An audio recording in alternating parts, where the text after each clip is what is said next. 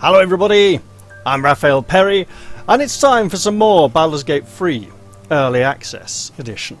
Now, before continuing, this is my second time recording this episode, because last time OBS threw a hissy fit when I'd been recording for about 3/4 of an hour to an hour, and it was nearly time to finish, and I heard this brrrng Windows system sound, and stopped recording, shrunk down the game, saw an error message from OBS saying your graphics card has frozen and had to restart or something. I was like, well, apparently my graphics card is still working, so it's some kind of OBS problem.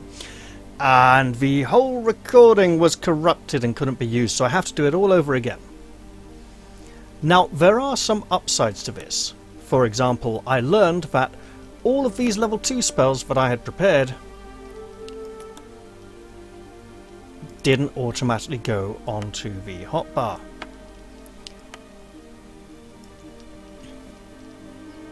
So, well, bugger, that's bad, isn't it? Get back on there, you. I prepared you. Yeah, that's fair. Oh, so actually then, I've got you, and you, and you. Isn't it nice? And then likewise for you, my dear. You have some level 2 spells that we should probably be preparing. So, basically, all of these, that's already got hotkeyed for some reason.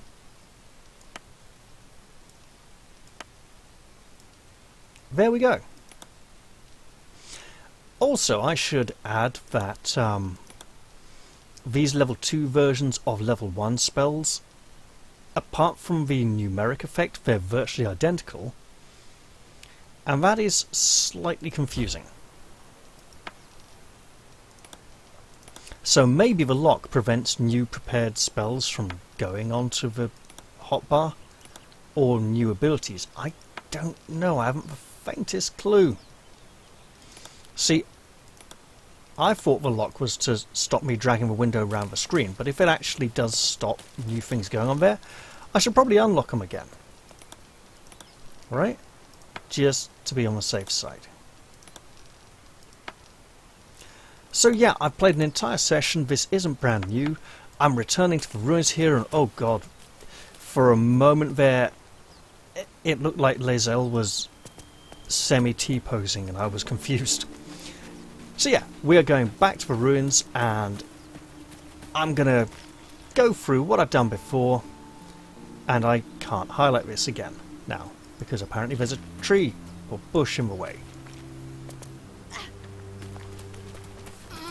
We're just going to finish off up here in the ruins, clear the place out, look for any more valuable items and artifacts, and deal with that gang of rather hostile looking individuals who we saw. Oh, a little bit of texture pop in there. So yeah, after I got that message and found out the texture was corrupt, I went and had a look for a few possible solutions on the internet. I found some very technical information which was of limited use to me, due to my having considerably less technical knowledge than the person who wrote that information. Now, this door here, through here we have a large chamber.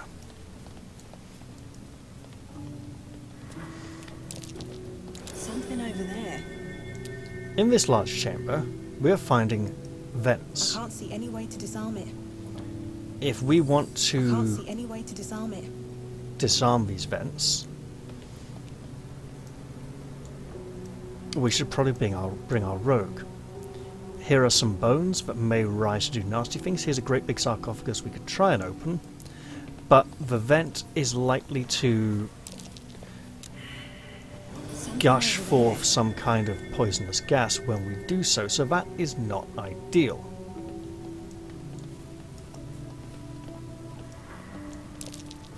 That's curious. Simply passing over the vents themselves does not seem to cause us any problems. But I'm thinking this chamber is something we should revisit with Astarion at a later date.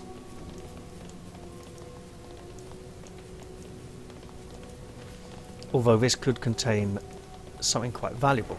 There is a locked door here. That might be worth a look. It's definitely locked. And again, that is something we should revisit with Astarion. The yellow marker showing us that apparently the Githyanki patrol and the Priestess Gut are immediately outside this door makes me think that this is a bit like the Skyrim thing of just putting quest markers on the nearest available exit. 1, 2 wooden crates and some vases. Things we could put on top of vents. Hey. Let's see how this could go. I think we'll come back with Astarion and see if we can disarm those later on. In the previous episode, well, the previous attempt at recording, I left it as it was and decided to come back later. Now let's go through this door, where we do know there are enemies waiting for us up ahead. This is apparently some kind of bedchamber, or the entire map is. Right. There are lots of... Look. There's apparently a lot of very hostile people outside. Let's at least have the lights on our side when we open the door. Maybe even suddenly introducing glaring lights could cause some kind of visual problems. I mean, it will highlight us, but also blaze in their eyes. Also, this door is apparently locked. But if we mess with these... Oh look, it's open. Hello, my enemies! Stay a while and die! Right, we are going to jump through here and say, hey, hello. This is a sword. I theoretically know how to use it. Hey, I was attacking you. What? What happened there?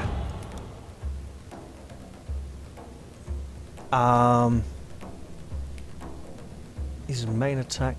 Okay, yeah, sure. And he... Why does he attack me instead of me attacking him?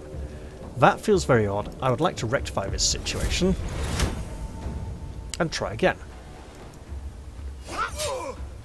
That's more like it. Alright, let's just go through here, try hit him with a mace. That worked remarkably well, actually. And there's a Bandit's Key. Held by a bandit guarding the entrance of the Cliffside Chapel. We'll probably use that to get out. Probably shouldn't run in front of a fighter, but hey, there we go. Right. Let's come through the door so that we are all now in the room in fireball formation. Obviously, fireball formation is not the most favourable formation we should consider. Almost took her out. Let's go back this way then. That's more of a lightning bolt formation, but we'll work it out. Okay, that's not nice. Ensnaring strike. Got it. That looked more like she was casting a spell. And this bow is glowing green for some reason. I think she's used some kind of poison. Let's come out here. And now, I've commented that the clerics in this game appear to have a lack of party support spells. They have general support, but we can go Burning Ray. Yeah. Cast her down. And we go to here towards the cover to let our fighter through, really. Taken on the shield. Oh, and I should use my reaction again. Okay, lovely. Well, let's go hit you. Lovely. I mean, it's... Okay, push off. Hey, if it does a point, it didn't do a point. Okay.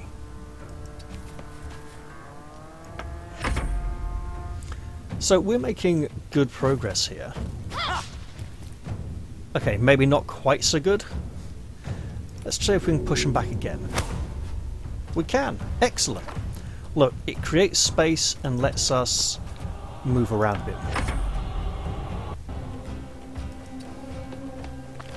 Right, Eldritch Blast again at this distance, I suppose. Got him. Dark One's Blessing. Oh, what's this? This gift from your patron grants temporary hit points equal to your charisma modifier and warlock level combined.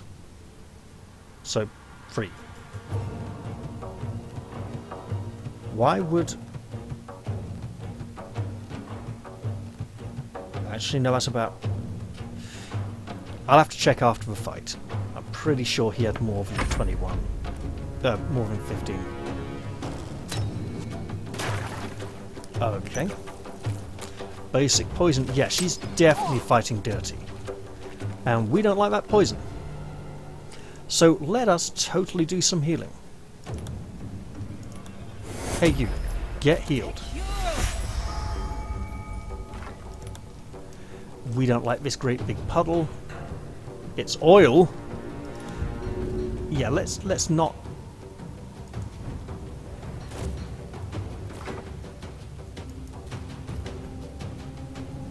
Let's not be standing on that for too long. There we go. But we have a plan. It's called one of the clerics cast Create Water. It's not the most complicated of plans, but hopefully an effective one. Hey you, get hit.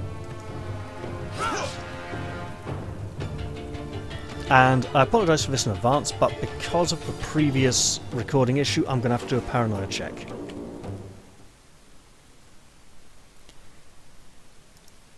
All well and good, I think. And I wish game capture would work, but it wouldn't, so that's why I have to go with monitor capture, which just means whatever's on the screen at the time. Apologies again, and let's move on. So yeah, that water would be really great right about now. We'll probably want a bit more of that in the not too distant future. Also, a bit of healing. Take you.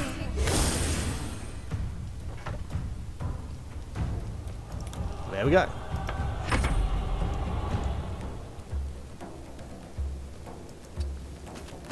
Right, we'll move to there, jump to here, and then the Blade of Frontiers will not use his blade again.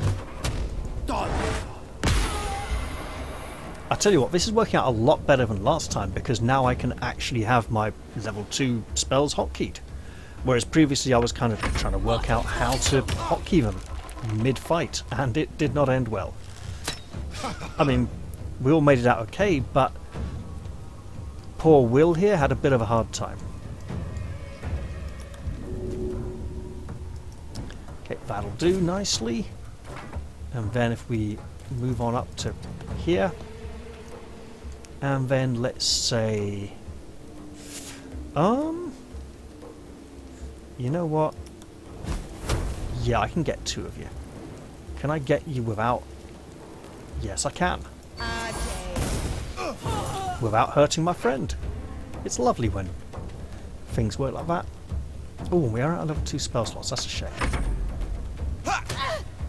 Because one of our level 2 spells is a big healing spell that can only be used outside of combat. Right, he's got a lot of health. He's got not a lot of health left. So let's go deal with someone who does have more hit points. Great start. Can I just go up and hit you? I can try. And fail, apparently. Right, so let's give him a bit of a shove.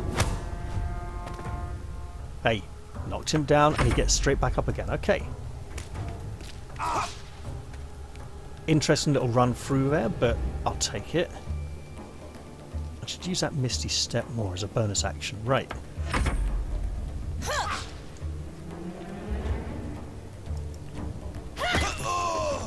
Okay. So they still go all over the place sometimes.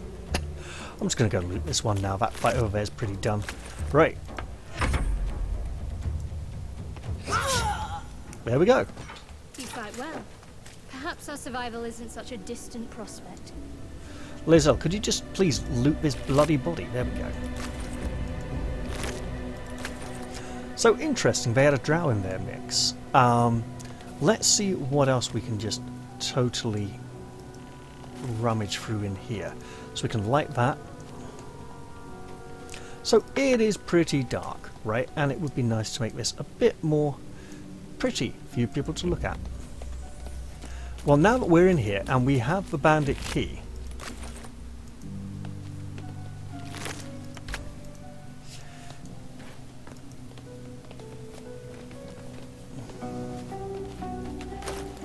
I should apparently offload a bit.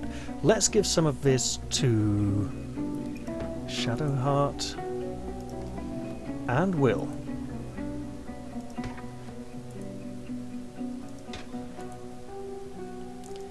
There we go. And when we get back to camp, we will sell some of this stuff, and then if it goes anything like last time, the recording software will crash and corrupt the whole thing, and I'll have to do it all over again. Let's hope that doesn't happen this time. So, in here, we have a sort of library or study. The bookshelves have nothing of interest, regrettably. There is a short story here about a priestess dedicating herself to a goddess of forgetfulness, or the Lady of Loss. Let's read this then. In life, her service had been impeccable. Daily did she devote herself to the Lady of Loss. Daily did she free herself from the tyranny of memory. All in time was lost to her. Her relations, her preferences, even her own name. Upon the altar of devotion placed she the ultimate offering, her emptied mind. And when she died, when she awoke in death and found herself standing in the pale and faded city of judgment, she waited for the Lady of Loss to retrieve her. 1,000,000 souls and more passed her in colourless gusts, but no hand materialized in her hand. No voice whispered instruction in her ear, no guidance proffered itself from the bleached and barren sky. Time, immaterial time, passed around her like air, coming and going, and still the goddess did not come for her devotee. Kelemvor pitied her as much as the Lord of the Dead is able, but could not intervene. This cleric of the Lady of Loss, unclaimed despite her worthiness, might yet have one more lesson to learn. That not of forgetting, but being forgotten. Nice little bit of flavour there. There wasn't a lot in here, and I don't know how much there is random items versus placed items, but my gut feeling is that anything that was lost last time, empty last time, will probably be empty this time as well, which is why I'm not being entirely thorough in my search of this place. However, as I did search around here, there was another chapel record. Fine dust coats the pages of this weathered book. Beneath the bone-white powder, hundreds of short obituaries are recorded in tiny script. Grobian Tipple, Ilmater, drowning. Yvain Arkansson, Ogma, internal rot. Devrin Stout, with an extra T, Saloon, fever. So all of these had a religious affiliation. And that's not entirely unsurprising. They've been buried in a religious place, but there might be some meaning behind that, that they've all been gathered here in this Hall of the Dead. You do not recognize the language on the plaque. In my experience, after the first one, was there a dice roll in that? No, there apparently was not. Good to know. So here we have an ink pot and 2 quills. The ink pot looks a little more like a glass bottle. The edge highlights have a glassy feel. You'd imagine as an ink pot it would be more of a clay thing. The base doesn't look like glass, neither does the rim. So I'm not entirely sure what it's supposed to be made of. It has a kind of very plasticky look, which just feels very odd.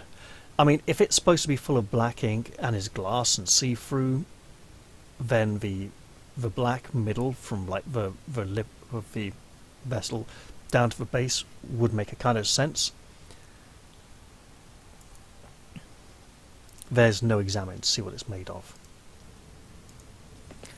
And then we have this big chest here. Looter's trunk containing a few things they've scavenged from the ruins. Let's brighten up this old place. You know, light a few candles Something over there. in memory of the departed. And in the light of the candles we see this lever. What did that do? Pulling this lever had no discernible effect. I looked around the place, and because I'd come here first, I couldn't tell if pulling that lever had unlocked something that had previously been locked or not.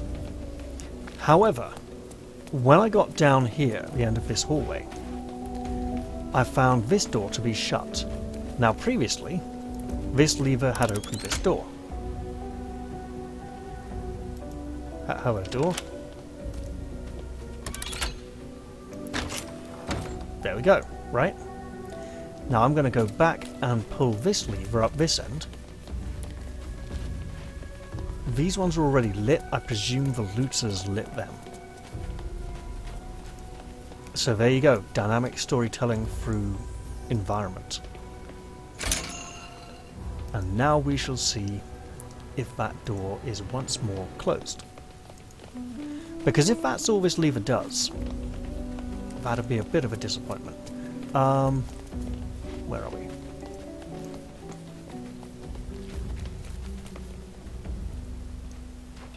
Okay.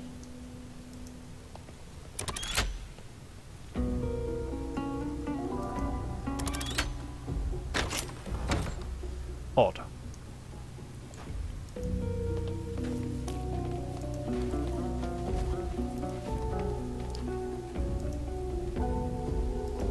Come on, you. So, in this chamber, we had a lot of damaged furniture. We've got a bowl on the table, a pile of books, and even an old wardrobe that doesn't seem to have any clothes in. There's a bed here where we can lie and gaze upon the light falling beautifully through the crumbled down hole in the wall, and enjoy how nature finds a way back in to bring a bit of fresh air into this musty old place. There's a wooden crate which is pretty empty. Nothing in here again. We'll light that. So there wasn't a lot of use in this chamber. However, there's a mirror on the wall. There's no... well, we can theoretically move the mirror a bit, or like pinch it off the wall. I don't think there's anything behind it. And I don't think it's worth checking. I don't think there's going to be a button on the wall. We have a chest here with a couple of coins in it. And an old folding screen. So with that out of the way, we'll return back down this way. And find that most of the looting here has been done. The looters have basically nicked everything worthwhile. And let's light that fire again. There we go. And the warmth will spread about as far as, well, this far onto the table if we're lucky. No central heating in this place. And a journey through the jungle. The adventures of one Baron von Baron and his goblin guide Jaw as they brave the thick jungles of Chult. Now, when I read this the first time, I commented that it occasionally seemed as if it was an attempt at blank verse, but let's see. The sun had just fallen below the horizon when I first heard its call. 1,000 reed pipes at once, whistling a single, beautiful, terrible song. "Ulu Falong," said Jaw. "It's coming." Jaw dropped her pack and scurried up the nearest bitter. It's very bitter because it's 2 T's. With a bit more effort, I climbed a tree of my own, and the two of us surveyed the grass beyond the grassy ground beneath. Ah, woo! There it was again, above and beneath and all around, so close my skull vibrated from the sound. The ferns and foliage underneath me rippled and swayed. Jaw held a finger to her lips to demand my silence, and in one motion, it snatched her. A vine? A tentacle? It hardly mattered. The hunter had found its prey. Jaw's screams swelled, then faded as Ulu Falong dragged her away. I leapt down to give chase, but the creature left no mark behind. The grasses were untrampled, the shrubs unbroken. I had only the memory of that harrowing call to guide me. That does sound vaguely familiar. It sounds like the kind of thing Rudyard Kipling might have written. There's a bag of rotten food here. Hello? Bag of rotten food. Can I? Apparently no, I can't check it. Okay. So over here we have another chopping board. A big opulent chest containing some more writing materials. And some large candelabrum. Come on, you. Hard to reach because the first one's in the way. Let's light this candle as well. And these ones. Come on. Got a wooden crate here with even more candles. Oh, hello. Anything of use here? No. And a plaque. Ancient, indecipherable text covers the plaque. Now, there appears to be Whoever worshipped here must be long gone. a direct wall here behind this, so no intent of us being able to get through. No, game, I just wanted to walk onto the floor over here. It's not that complicated. The wall apparently blocked quite effectively. So then we came up here and headed towards the exit, intent on using our key. What's that? And last time we found this trap the hard way.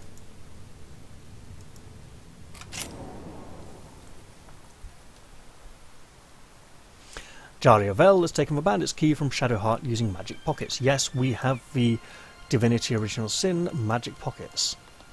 So let's head back to the Druid's Grove as I did last time and sell some stuff and hope the game doesn't crash on us like it did last time. Well, no, the game was fine. It was recording, but went all weird.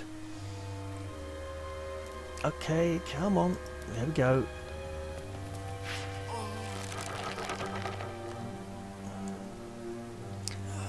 We'd better do some healing.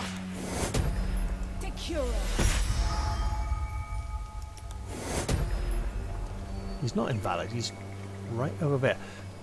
Stop running away from the healer, my friend. Just stand still. My god, what are you... Right, I'll have to cancel it and do it all over again.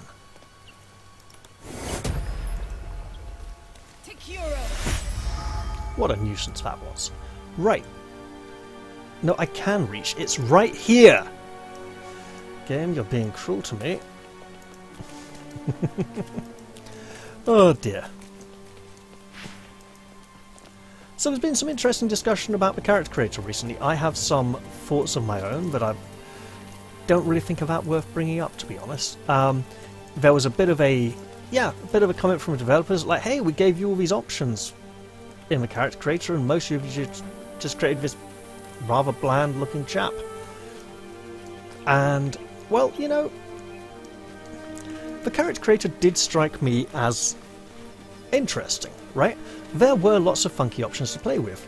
And as you can hopefully tell from my voice, I don't think that the developers saying, hey man, why did so many of you just make this? When there's all these funky things you can play with. I don't think that was them saying, hey, why did you all make something that looks just like you? Because I don't know if you can tell, but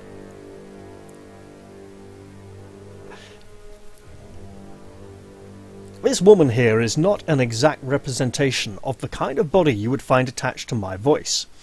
There are significant differences. In fact, apart from the curly hair, there's very little that we have in common. I mean, she has this kind of yellowy, tanned, jaundiced complexion. Her hair is a kind of light to mid-brown, kind of mousy brown colour.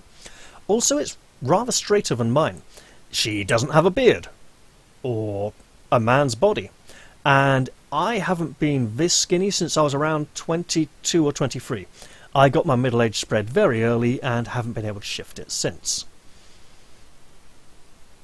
I have a paler, a lighter skin than hers. Some call it pale, some call it rather fair skin. I just call it my skin, you know, I'm just kind of used to it. I wasn't setting out to make something like myself.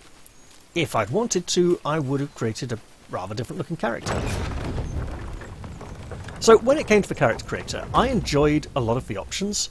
I did note that when I selected the human race, be it male or female, the character had fairly dark skin, rather African features, and a very short, frizzy black hair by default.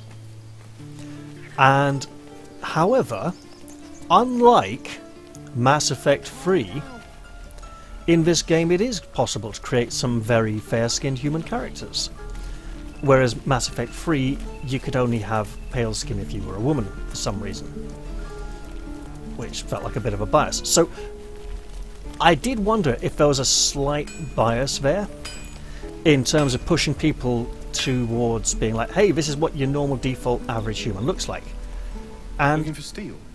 I have, well, something close.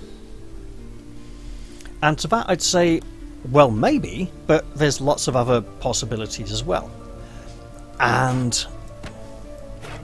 what's to say this is the norm, the average, you know, what we should all aspire to, what we should all be used to. Yeah. So, settle up, and I can't quite afford any of these fancy things just yet. But then I thought, you know what? What is the human norm for this area, right? What would be the normal kind of human we would expect to see in this particular region? Maybe that's why. That's the kind of person I'm being shown, right? But no, the humans we've met here, they don't appear to be particularly dark-skinned. The scimitar appears to be a slightly inferior rapier in almost every way, which is a very unusual way of choosing to depict it.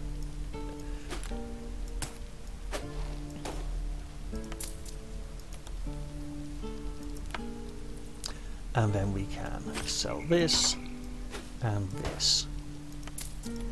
Right, and that sets us on 845 gold. A lot of the options we would like, some of the simpler ones would be about 920. We could afford a magical dagger at 690, but we have little call for it. I don't want to sell this merchant things that he wouldn't normally sell, because otherwise when I come to buy from him again, I may find his inventory cluttered up with rubbish I've sent him, and have a harder time picking out the good stuff. I could invest in some of these fancy boots and gloves again, but I should probably hold on to my money to buy something more valuable.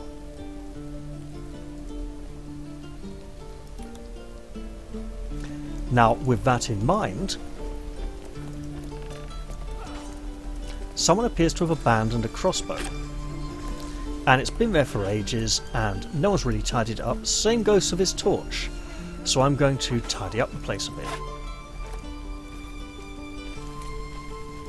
And then I'm going to go meet this little boy and sell him some stuff. And then we will have reached the point where my recording previously corrupted. I would like to go back to camp and talk to some of my companions a bit and get a good rest in, because we used up quite a few spell slots and assorted resources during our excursion into the ruins. Also, I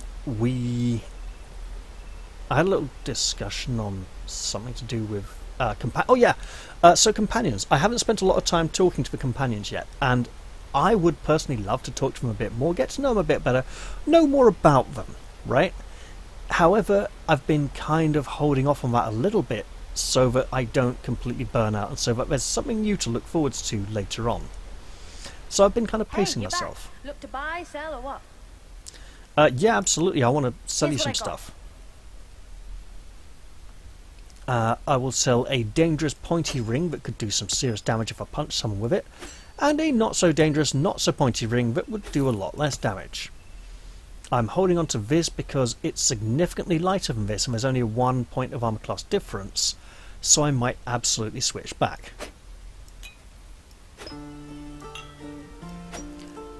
I'm completely selling all of these things, even though they may be useful for crafting. I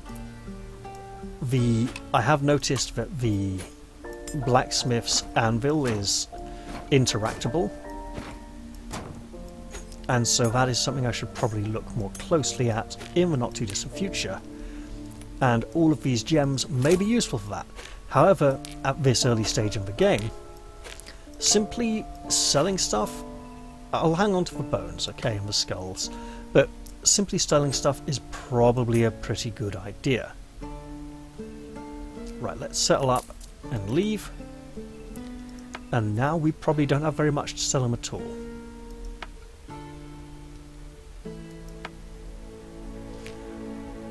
If only he had some healing potions or something. The starfish might be useful for crafting as well. What do you think? Good stuff, right? It's okay. You spot the boy giving a sly wink as he turns away. And I wonder why he's winking. I wonder if some of his petty magic items are actually really powerful and we can identify them when we buy them off him. Yeah, all those broken rings, for example. But now, I would like to go and camp. Swing and swing and... Oh!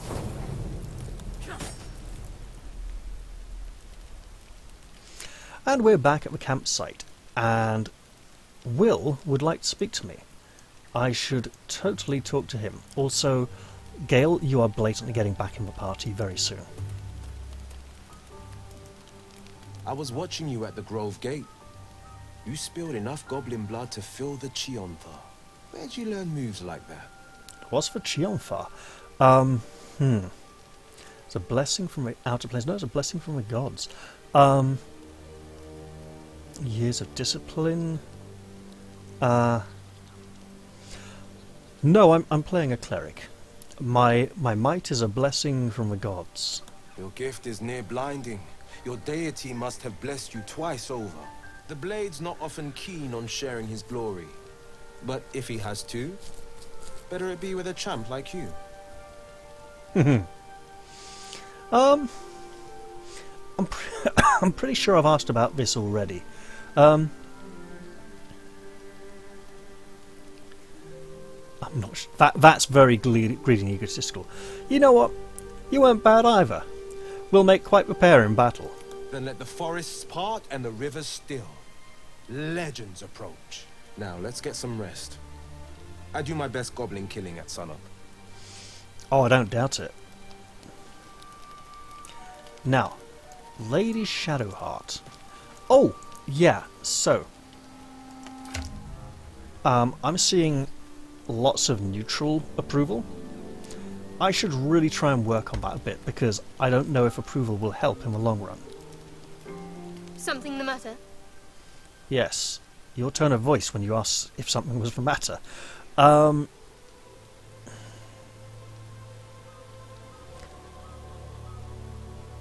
What's the story of that odd little artifact you have, the box? I shouldn't ask that yet. I sense that she doesn't like me enough to talk about that. You know, we should try to get along a bit better. Maybe know a bit more about each other. So that's to say you'd like to pry a little. You do seem like the type, I must say. Ooh, that hand came up very defensively.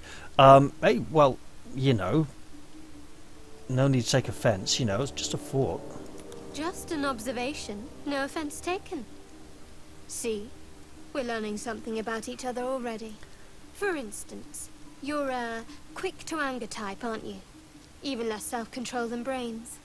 I'm sorry, where did that come from?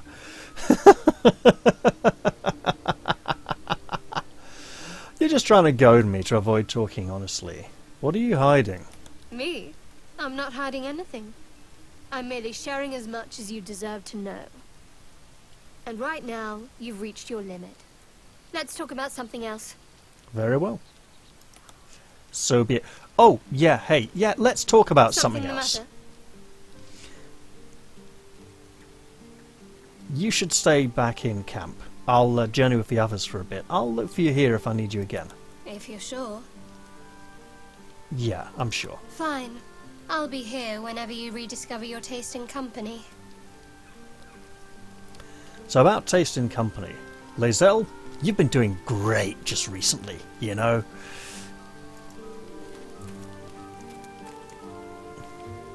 Oh, that's not a good sign. Wow. Game's freezing. Okay. I'm gonna stop the recording here, see if I can salvage this, and see you all next time. Oh wait, hang on. We're almost back, but yeah. I'll ask Gale to rejoin the company, and well, I'll see if I have a good autosave. So yeah, bit of an awkward episode. Even the campfire's stopped. I just hope the recording's okay. And I hope that you have all enjoyed this episode, albeit a second recording, still with technical difficulties. I'll look forward to seeing you all in the next one, hopefully where things will run smoother. I'll say bye-bye for now, and cheerio everyone.